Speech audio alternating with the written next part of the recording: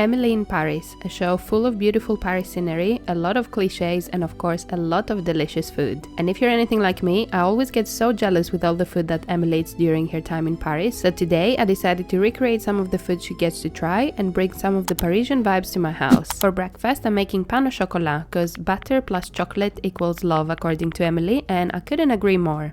To make the dough, I started from the day before as they need to prove overnight, so to a big bowl I added some bread flour and some sugar. And to a separate small bowl I added some water, milk and my yeast and gave it a stir. I laid it on the side and gave my dry ingredients a stir with a wooden spoon. I then added the yeast mixture in the middle of the flour, gave it a stir with my spoon and then switched to kneading the dough with my hands. I kneaded it for a few minutes and then added my butter and continued to knead for about 10 minutes. After 10 minutes my dough was nice and soft, so I put it back in my bowl, covered with a tea towel and let it rest for about an hour. And in the meantime I'm prepping my batter, so I'm basically making a square shape so I can open my batter into a square shape. So I just created a square on my baking paper and then I put my batter on a new piece of baking paper in little pieces. I then made a little envelope to keep the batter in place and used my rolling pin to roll the batter into a thin square shape. And I did that by mashing it with a rolling pin and also rolling it until it's nice and thin and has covered all the corners. And it doesn't need to be perfect, it just needs to be a rough square shape and of equal size. I then placed it in the fridge, ready to be used when making the croissant dough. Once my dough had risen, I added some flour on my working space and using my rolling pin I'm opening it in a rectangular shape. Again, I'm not being very specific with the measurements, I'm sure you can be more specific, but because I've done this before, I just went by what felt right.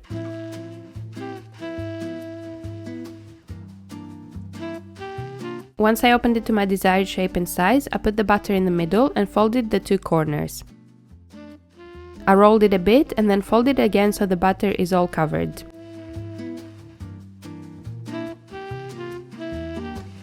I then covered it with some plastic wrap and baking paper and put it in the fridge to rest for an hour. After an hour, I took it out of the fridge, put some more flour on my working space and opened the dough again using my rolling pin. I then folded the edges again and put it back in the fridge for another hour. I repeated the process one more time and then let the dough rest in the fridge overnight. Good morning, it is currently 5:24. I put an alarm for 5 o'clock so I can come down and shape the croissants and I can have some time to rise. So let's do it. I need to remember how many croissants I'm making. I don't think my chopping board where I've been opening them is big enough and I have to do this fast before Lily wakes up. 12. Okay. I got my chocolate. I took the dough out of the fridge and started opening it in a large rectangular shape. And as expected, my working area wasn't big enough, so I moved to the dining table and started opening the dough there. Once the dough was big enough, I cut it in the middle and then cut 6 pieces across the other side. And for the pain au chocolat, I placed a piece of chocolate at the end of the dough and then rolled it once and then placed another piece of chocolate and rolled it again so all the chocolate is enclosed in the dough.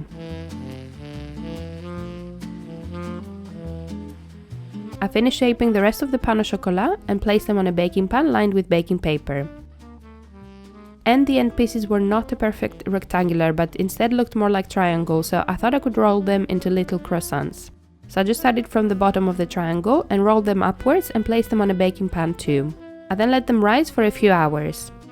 Okay, it is 8:30 and it's moment of truth. My croissants and pain au chocolat had 2.5 hours to rise and I must say I'm a bit worried because they don't look like they've risen enough. And when I've made them in the past, or like 10 years ago that I've made them, I remember them being risen more, so can't leave them any longer. I'm ready to eat, so I'll just make an egg wash and put it on top and then let's bake them and see how they turn out. The recipe says they're supposed to jiggle. They don't jiggle. For my egg wash, I'm just doing an egg, some milk and honey and whisking that with a fork. I then gently brushed each croissant and pan au chocolat with the egg wash and placed them in the oven to bake for about 20 minutes. They are rising, but I'm still scared. And while they're baking, I'm having some fruit as I got too hungry. Starting with fruit, of course, because I can't go to chocolate croissant straight away. It's a good nectarine.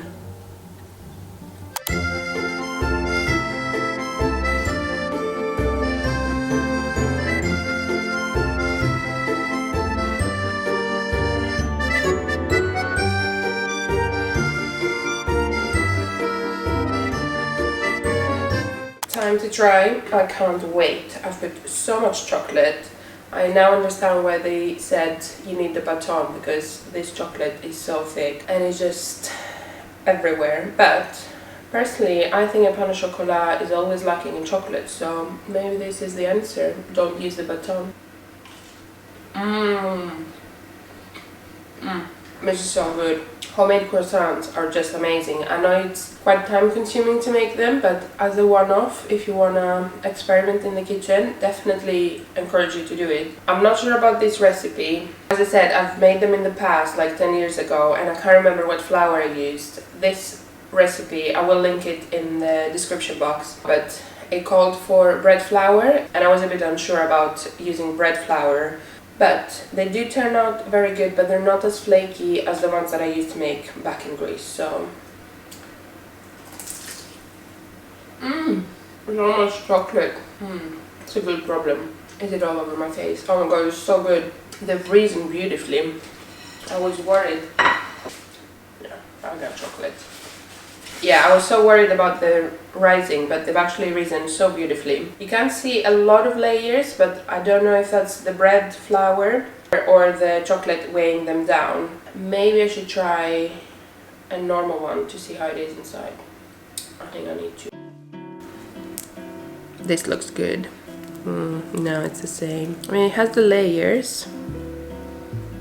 What a great day, by the way. I know I woke up at 5 o'clock, but it's 9:30 and I'm having homemade croissants. Very good flavor.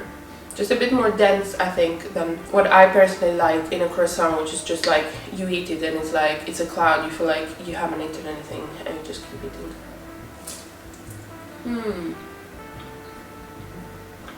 It's very good. I think I prefer the pan au chocolat. Just gives it a bit more flavor. I'm very happy with them. Can you hear the crunch?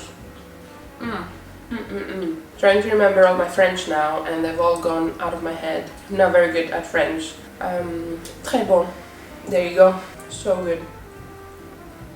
For lunch, I was inspired by the scene where Emily and Mindy go for dinner at Gabrielle's restaurant, so I decided to make steak et frites, aka steak and fries, but with a fresh Mediterranean twist. To begin, I started by prepping my fries, so I washed a bunch of potatoes and then cut them in chip sizes.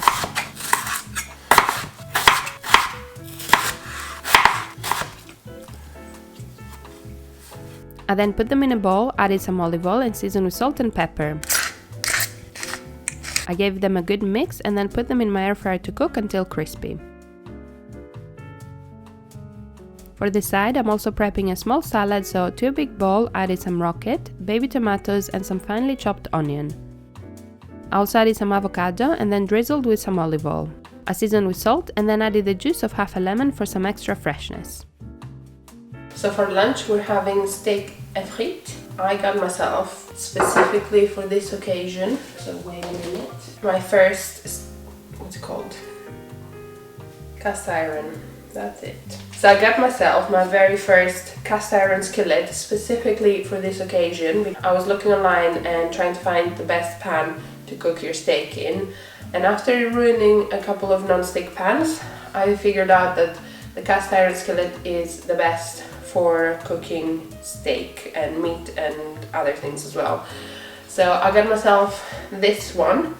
I'll link it down below. It's the one that can go into an uni, so like the pizza oven, which I do and I don't really use, but anyways, that's a video for another day. But yeah, I got it over the weekend and I've done 2 rounds of seasoning, so that's when you put a bunch of oil and then bake it for like an hour or so, and that creates a non-stick surface. So I'm hoping nothing sticks.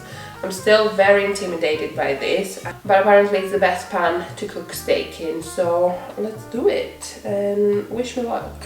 For my steak, I started by taking it out of the fridge so it can come to room temperature and then patting it with some kitchen towel to get rid of the excess water.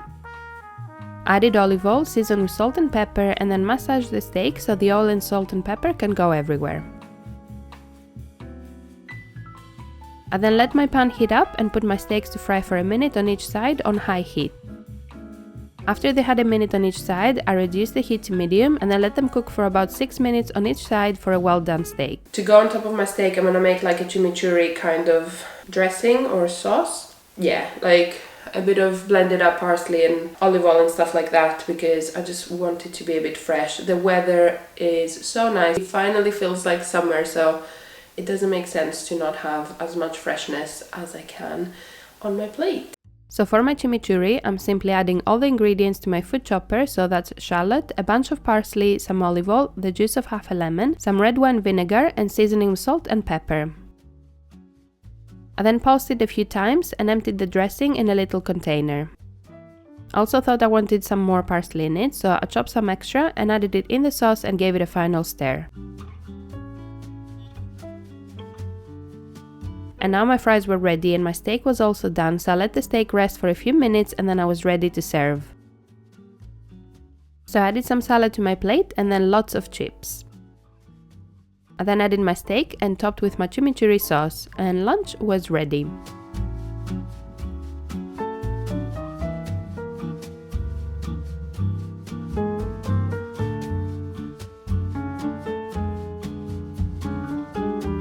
Okay, let's try the meat. I think it's definitely to Emily's standards because it's definitely overcooked, but I am pregnant, so I do like it well done just to be sure.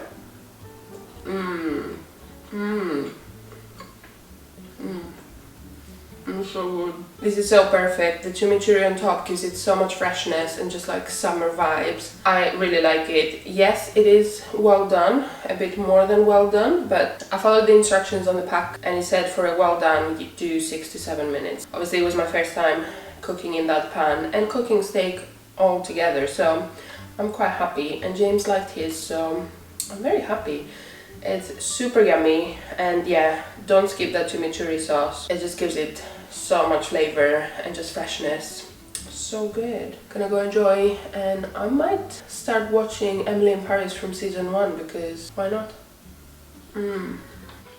Later in the afternoon, I went for a walk with Elsie, as we often see Emily visit the Parisian parks, and in true Emily style, of course, I had to treat myself to an ice cream while I was out, as Emily always makes sure to try the local food places and of course post them about them on her Instagram.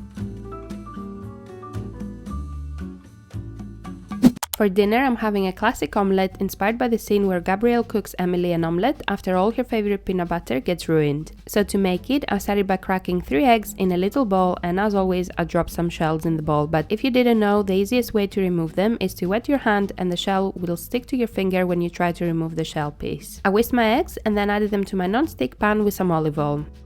I seasoned with salt and pepper and then added some cheese on top. I'm super hungry now, so while I'm making my omelette, I'm snacking on some bread. We got tiger baguette slash, I think they call it the giraffe for some reason, and some cheese. So yeah, I'm just too hungry. Cheese and bread, so French, right? With bread. Okay, back to the omelette. I was lifting the sides and letting the egg mixture go to the bottom so it can fully cook. And once I was happy with the top, I attempted to fold it in half, although that pan was quite small for the omelette, so I ended up folding it again into this shape and let it finish cooking for a few more minutes.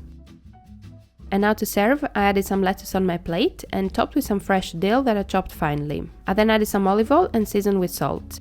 I then served my omelette on the side and also a few slices of bread and some cheese, although I did go back for more bread as it was so good. And my dinner was ready.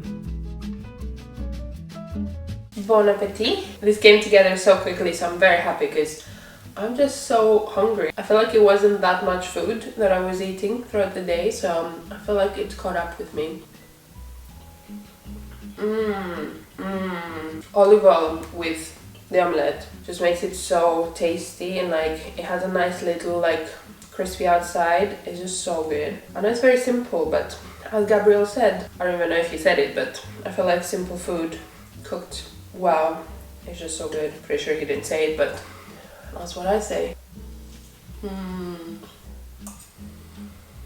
And the dill in the salad gives it such a nice, like, fresh flavor again. It's just a tiny addition, but it just transforms the lettuce salad. So yeah, try it if you haven't already. Gonna go enjoy. I did start rewatching season 1, so gonna go watch episode 2.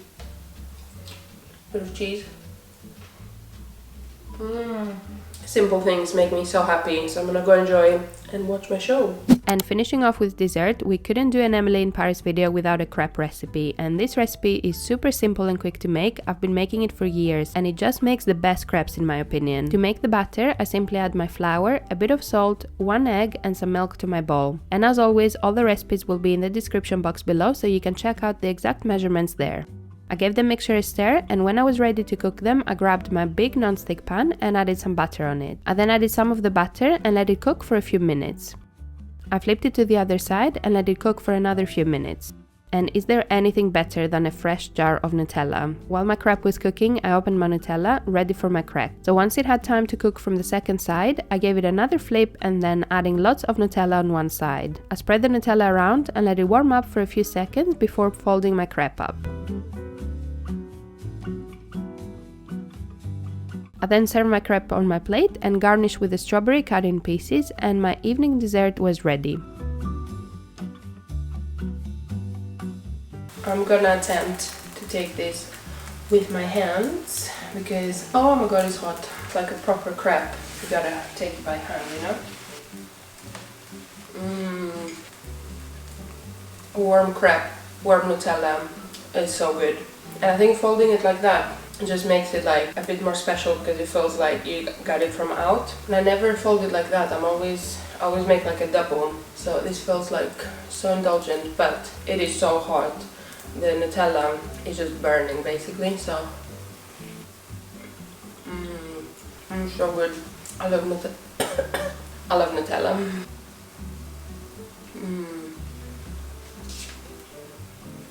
I think I prefer it plain. And when you hold it like that, usually there's a bunch of Nutella that goes on the like tip at the end, and it's just like the best bite is the last little like triangle. It's just full of Nutella. Gonna go enjoy this. Some more Emily in Paris.